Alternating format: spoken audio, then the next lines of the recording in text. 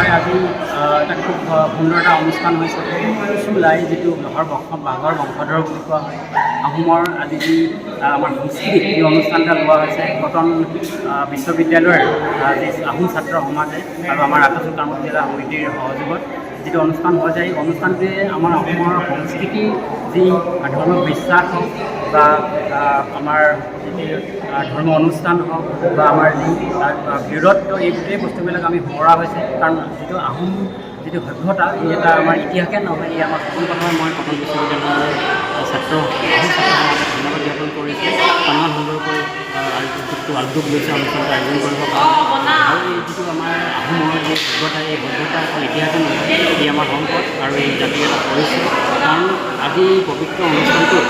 যি আহোমৰ সংস্কৃতি হওক বা আহোমৰ যি ভাষা নীতি হওক পালন চলাবৰ যি আদৰ্শ নীতি আছে সেই আদৰ্শ নীতিক আমি সাঙুৰি কিনে তেওঁক স্মৰণ কৰি কিনে অনুষ্ঠানটো আয়োজন কৰা হৈছে আৰু এই অনুষ্ঠানটো সুন্দৰকৈ আয়োজন কৰি আমি ভৱিষ্যতে এনেকুৱা ধৰণৰ যেন অনুষ্ঠান গুৱাহাটীত